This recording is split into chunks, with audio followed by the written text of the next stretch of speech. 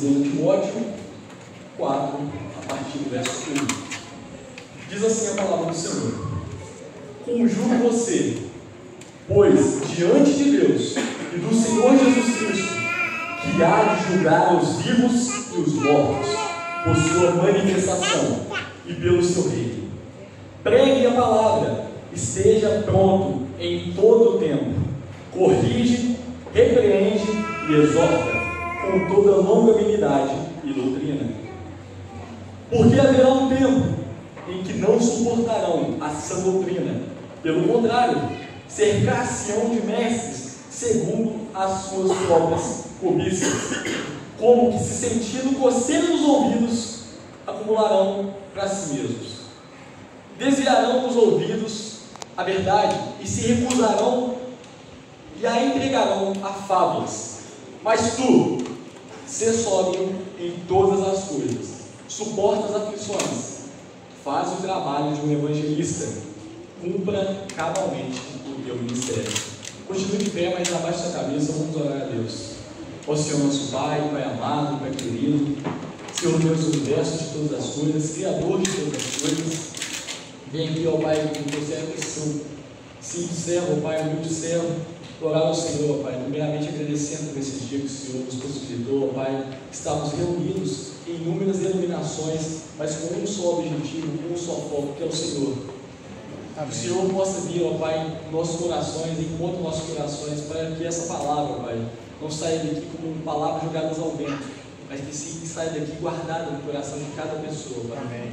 Peço que o Senhor me use, ó Pai, assim como os instrumentos foram usados aqui na frente para louvor ao Senhor, o Senhor possa me afinar, ó Pai. Eu sendo um instrumento desafinado, o Senhor possa me afinar e tocar, ó Pai, qual seja a sua boa e agradável vontade, Pai, por meio da minha vida. Ó Senhor, meu Deus, te agradeço por tudo e peço perdão pelos meus pecados. Em nome de Jesus. Amém. Podeis sentar. Para que possamos entender melhor o que esse trecho aqui acabou de nos dizer, devemos entender um pouco do contexto ao qual Paulo estava naquele momento. Para quem não sabe, esse texto aqui escrito pelo apóstolo Paulo, enquanto ele estava preso em uma das suas prisões em Roma. E nessa prisão, que Paulo estava confinado, ele sabia que ali poderia ser só os seus últimos dias, ali poderia ser, essa data poderia ser suas últimas palavras. Então eu quero que os irmãos, quando estiverem lendo esse texto, que a gente vai voltar a ler o texto novamente, debater, falar um pouquinho sobre o que o texto está dizendo, quero que os irmãos vejam o texto, leiam o texto da ótica de um homem, um apóstolo, que estava preso por amor a Cristo, que estava nos seus últimos dias de vida e que entregou tudo de si, entregou toda a sua vida, entregou tudo para receber ao seu querido amigo, ao seu filho na fé, Timóteo, ao qual ele confiava, passava o bastão do seu ministério. Paulo sabia que seu tempo estava curto, mas Paulo ao mesmo tempo pensou: a minha vida pode terminar aqui agora, mas a palavra de Deus terá continuidade por longas gerações, e a minha missão é espalhar esse evangelho, passando agora o bastão para Timóteo, para que ele continue a missão, a grande comissão que todos nós, como cristãos, temos nessa terra, de pregar o evangelho a toda criatura. Paulo, sabendo disso, entrega tudo de si nessa carta, dando vários conselhos e ensinamentos a Timóteo acerca de todas as coisas que ele precisaria para continuar a missão. E esse texto que acabamos de ler é um dos seus conselhos que ele dá a Timóteo, que começa no verso 1. Voltando ao verso 1, os irmãos que fecharam suas vidas, abram novamente. Voltando ao verso 1, diz assim a palavra de Deus: Conjuro você, pois, diante de Deus e do Senhor Jesus Cristo, que há de julgar os vivos e os mortos, por sua manifestação e pelo seu reino. Aqui Paulo, desde já coloca a importância e a urgência de pregar o Evangelho. Ele coloca desde já, chamando a atenção de Timóteo, falando a palavra: conjuro a você, peço de todo o meu coração a você, pois, diante de Deus, então é um pedido diante de Deus, um pedido diante de Cristo. Qual a importância de pregar o Evangelho? Às vezes a gente pode imaginar, pensar, Por que eu tenho que pregar o Evangelho? Por que ela tem que ser agora a pregação do Evangelho? Por que eu posso deixar para amanhã, ou quando eu tiver uma vida mais estável, eu começar a minha pregação, a minha vida de um verdadeiro evangelista? Paulo já coloca desde já a importância e o porquê de pregar o Evangelho. Porque Jesus virá um dia para julgar vivos e mortos por sua manifestação e pelo seu reino. Mas como assim Jesus irá julgar as pessoas pela sua manifestação? Lá em Romanos, uma carta também escrita por Paulo, no capítulo 1, a partir do verso 19 até o verso 20, eu acho. Romanos 1, verso 19 e 20. Paulo escreve assim em Romanos: porque o que de Deus se pode conhecer a respeito de Deus está claramente revelado entre eles, pois Deus os tornou conhecido. Pois desde a criação do mundo, os atributos invisíveis de Deus, como o seu eterno poder e a sua própria divindade, podem ser reconhecidos e percebidos nas coisas que foram criadas, de modo que tais homens, portanto, são indesculpáveis. É um versículo, às vezes, a gente olha assim para ele e vê que é muito pesado, essa palavra de Paulo, pois ele diz que a manifestação de Deus, que se revela de várias maneiras a nós nos dias de hoje, por meio da criação, aqui no versículo diz, por meio da palavra de Deus, nós podemos ler a palavra e ver a revelação de Deus por meio da sua palavra e a plenitude da manifestação de Deus, da sua revelação, a pessoa de Jesus Cristo. E é por isso, e é por essas coisas que Deus manifestou aos homens, que ele virá um dia e julgará vivos e mortos, porque os homens, por causa dessas coisas, se tornaram indesculpáveis. Então, nenhum homem, nenhum lugar do mundo pode dizer que não conheceu a Deus, porque ele se manifestou em todas as coisas, desde a criação do mundo. Continuando no verso 2, Paulo continua a sua orientação a Timóteo, agora dizendo o seguinte: pregue a palavra, esteja pronto em todo o tempo, corrige, repreende e exorta com toda a longanimidade e doutrina. Aqui Paulo diz a Timóteo que ele deve estar sempre pronto para pregar a palavra, coisa que no meu relato aqui com meus irmãos eu não estava. Eu estava distanciado, não totalmente da palavra de Deus, mas estava num momento de estar frio com a minha relação com Deus naquele momento, por estar seguindo uma rotina que cada dia mais me distanciava de Deus. Então Paulo aqui diz a Timóteo que a todo tempo ele deve pregar a palavra. O que isso quer dizer? Que a gente deve sair na rua, abandonar a nossa família, abandonar a nossa escola, o nosso trabalho, ir para outro país assim do nada e começar a pegar o microfone e começar a falar de Deus. Se for da vontade de Deus, sim. Mas não é isso que o texto diz.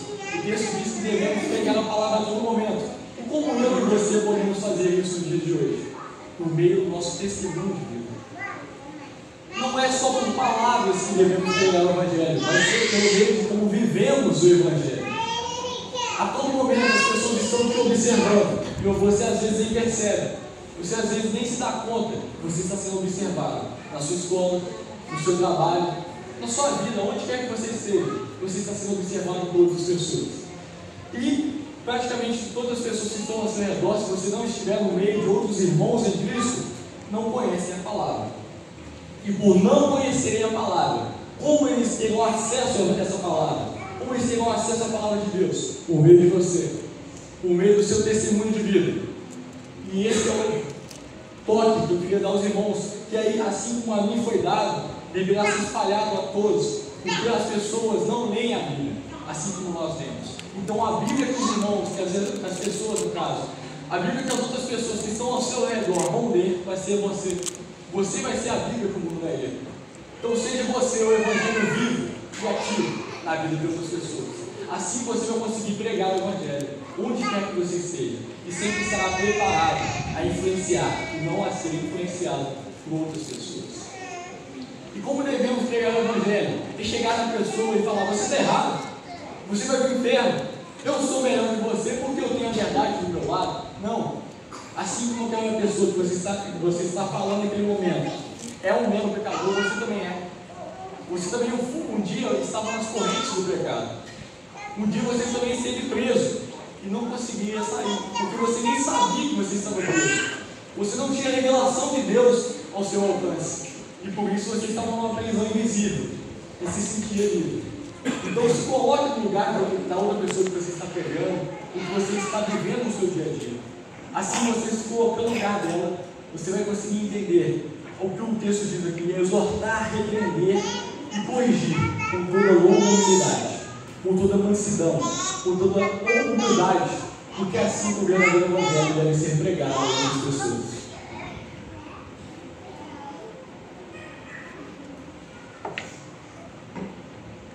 O texto continua. Por que devemos pregar o evangelho hoje? Porque haverá um tempo, no verso 3, em que não suportarão a sã doutrina. Eu acho que esse tempo já chegou há muito tempo. Parece um pouco errado dizer isso, mas essa fase em que as pessoas não suportam mais a verdade de Deus já vive no meio de nós há muito tempo. Pelo contrário, cercação, estavam cercados de mestres segundo as suas próprias cobiças, como que sentindo coceira nos ouvidos, acumularão para si mesmos esses mestres. Então o que o texto diz? Que haverá um tempo, esse tempo já chegou, que as pessoas não aceitarão a palavra de Deus, não aceitarão que elas estarão erradas. Então, fazendo isso, elas procurarão aonde a sua verdade vai reinar, não a verdade de Deus. Eu acredito em Deus, mas eu acredito no Deus que me aceita do jeito que eu sou. Eu acredito em Deus, mas esse Jesus aí que você está me pregando não é bem assim que eu concordo, não é bem assim que eu acredito. Então eu vou buscar para mim mesmo o meu próprio Deus. Eu vou criar para mim mesmo o meu próprio Deus. E no fundo, esse Deus é a própria pessoa, é Ele mesmo. Ele mesmo vira o Deus da sua vida. A natureza humana sempre vai sentir um vazio dentro de si. O ser humano sempre vai sentir algo faltando na sua vida, que nós sabemos que é do tamanho exato de Deus, mesmo Deus sendo infinito em sua grandeza. Mas esse vazio que todo ser humano sente é o exato tamanho de Deus, e só Ele pode preencher esse vazio. Mas o ser humano, por não aceitar às vezes a palavra de Deus e acabar se rebelando contra ela por causa do seu pecado, acaba criando um Deus para si mesmo. Acaba se cercando de mestres que falam aquilo que ele quer ouvir e não o que a palavra de Deus diz. Acaba se cercando de mestres que dizem que Deus te aceita do jeito que você é. Deus te ama, por isso Ele te fez assim. Então você não precisa mudar. Deus te ama do jeito que você é, e tudo que está acontecendo com você só acontece porque Deus quis assim. Mas eu estou vivendo uma vida difícil. Calma, vai tudo dar certo. Porque Deus é um Deus de amor, Deus é um Deus de providência. Sim, Deus é um Deus de providência. Mas se tudo que acontecer na sua vida, você não achar um propósito em se aproximar mais de Deus, e sim de falar: isso está acontecendo porque eu estou longe de Deus. Então, se eu voltar para Deus, logo a minha vida financeira vai melhorar, logo a minha vida com forma econômica, com todas as outras coisas que as pessoas pregam hoje em dia, que não estão nada conectadas com a palavra de Deus, toda a minha vida, do meu jeito, vai melhorar. Não é isso que a palavra diz. Então as pessoas acabam se cercando de mestres que falam que os seus ouvidos querem ouvir. E quando ouvem a palavra de Deus, o Deus se diz: sem nenhuma coceira no ouvido, e acabam rejeitando essa palavra. No verso 4, o que essas pessoas também vão fazer? Desviarão os ouvidos da verdade, e se recusarão, e a recusarão, e a empregarão a fábulas. Eles tornam a verdade em meras histórias. Acabam se entregando a uma história que ele cria na sua própria cabeça. Se eu entendi desse jeito, se eu li, eu entendi desse jeito, a história que eu quero criar é essa, pronto, acabou. Essa é a verdade absoluta. Já que a verdade para mim e para você é diferente, eu fico com a sua e você fica com a sua. Eu fico com a minha e você fica com a sua. Não tem problema. A verdade é absoluta mesmo. Então essas pessoas vão fazer isso. E nos dias de hoje, a coisa mais recorrente que a gente vê nas redes sociais, ao nosso redor, a gente consegue observar as pessoas rejeitando a palavra e entregando-se a si mesmo a fábulas, a contos miraculosos que fogem da realidade. Mas o verso 5, Paulo chama a atenção de Timóteo: as pessoas vão agir desse jeito, as pessoas vão agir dessa maneira, mas tu seja sóbrio em todas as coisas.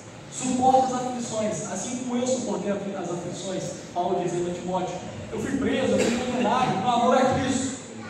Você devendo seguir o meu ensino, devendo seguir o meu exemplo, também suporta as aflições, não em si mesmo, confiando em si mesmo, mas confiando naquele que te enviou. Faz o trabalho de um evangelista. Essa palavra não é só para Timóteo, é para todos nós nos dias de hoje. Porque a partir do momento que aceitamos Jesus Cristo como o nosso único e suficiente Salvador, esse amor que foi depositado em nós, essa graça imerecida que recebemos, não podemos ficar sobre a gente. Agora que eu recebi, beleza, a minha salvação está garantida. Ele que se vira para lá e arruma um jeito de buscar a Deus. Mas eu já estou salvo, então vou viver a minha vida normalmente. Não, assim como você foi alcançado, o seu papel agora é alcançar outras pessoas.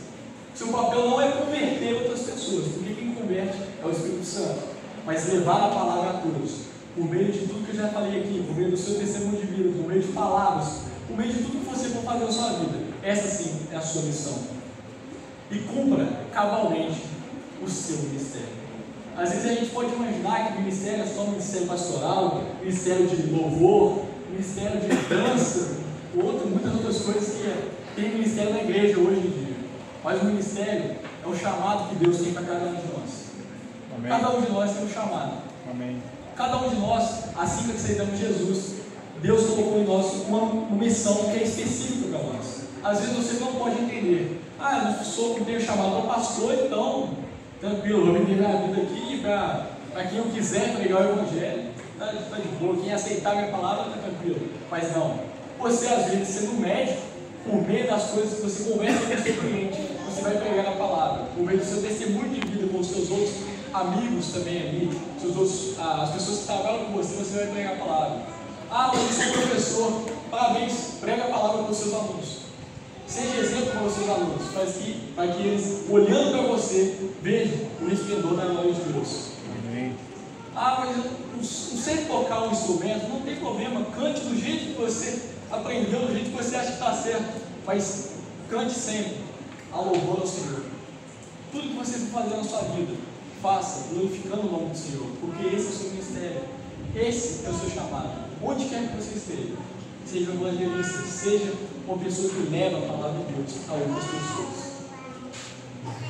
Paulo vai continuar essa carta aqui, dando muitos conselhos a Timóteo. E esses conselhos são muito úteis. E eu aconselho aos irmãos que, ao chegar em casa, leiam o 2 Timóteo, ou melhor, leiam a Bíblia. Leiam a Bíblia por completo. Ela é cheia de ensinamentos para a nossa vida. E ela, sim, é a verdadeira palavra de Deus, que pode nos guiar por uma vida de santidade com Deus. Mas 2 Timóteo é um texto interessante. Só tem 4 capítulos. Assim como eu disse, é um texto que o apóstolo Paulo empreende tudo de si. Então dali você vai tirar vários aprendizados. Então chega em casa e dá uma olhadinha em 2 Timóteo, você vai gostar bastante, uma recomendação muito. Paulo vai continuar no seu texto, falando outros aconselhos a Timóteo. E por fim ele vai falar que lutou um bom combate, combateu um bom combate e guardou a fé. Quantos de nós podemos dizer isso no dia de hoje? Imagino que quase ninguém. Porque o nosso combate ainda está sendo lutado. A nossa luta ainda continua, ela ainda não acabou. E todos os dias devemos matar o velho homem, porque esse é o verdadeiro combate. Lutar contra a nossa própria carne. Matar o velho homem para que Deus viva a partir de nós. Cristo viva a partir de nós. E essa é a missão que todos nós temos como verdadeiros cristãos. Eu quero que nesse momento você abaixe sua cabeça, feche o seu olho. E você que entendeu a mensagem, entendeu o seu chamado, não é apenas um chamado pastoral, um chamado de louvor, um chamado para ser missionário lá na África, mas sim um chamado para evangelizar as pessoas ao seu redor. Eu quero que você nesse momento firme um compromisso, não com Deus, mas com si mesmo. Que ao sair desse lugar, ao pisar no pé fora dessa igreja, porque aqui é muito fácil ser cristão, aqui é muito fácil pregar o Evangelho, só tem pessoas que se concordam com você. Se você ler a Bíblia e você está certo, então ok, as pessoas vão concordar com você. Mas eu quero que você, saindo daqui, faça um compromisso com si mesmo de pregar e viver o Evangelho, onde quer que você esteja. Quero que você, saindo daqui, se prepare cada dia mais para pregar o Evangelho para as pessoas. A sensação que eu senti quando eu vi aquele amigo chorando do meu lado, e eu não podia dizer nada a ele, é uma sensação que eu não desejaria nenhum de vocês nessa noite. E dizendo isso, eu não quero que nenhum de vocês desfrute dessa situação. Eu quero que você firme esse compromisso com Deus. Está sempre pronto. A qualquer momento. Agora, amanhã. Qualquer momento da sua vida, onde quer que você esteja, pregue a palavra de Deus.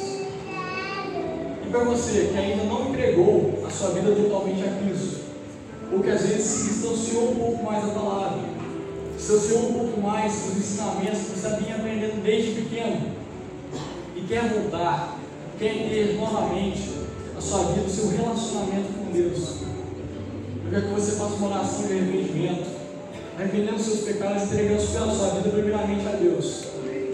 E para que essa oração continue fazendo efeito na sua vida, eu peço que você escolha o irmão da sua igreja, escolha o líder da sua igreja, o irmão a quem você pode confiar, e fale a ele: eu quero voltar para Cristo, eu quero entregar a minha vida totalmente a Deus, eu quero viver hoje ou amanhã, não pertencendo a mim mesmo, mas pertencendo a Cristo, que eu morra para que Cristo viva a partir de mim.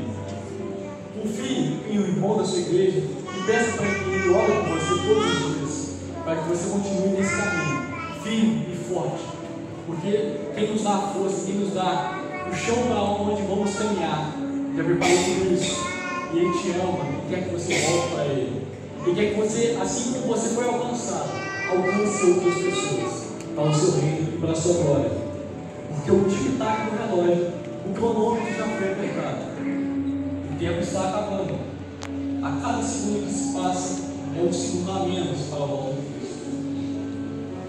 Então as pessoas têm que saber desse Deus amoroso, desse Deus misericordioso, que se humilhou, se tornou um de nós, morreu em nosso lugar, pagou o alto preço que nenhum de nós poderia ter pago, mas o terceiro dia ressuscitou, e hoje vive à direita, está sentado à direita de Deus Pai, e que um dia virá para nos buscar, não porque merecemos, mas porque foi nos dado de graça essa salvação imerecedora que nos foi alcançada.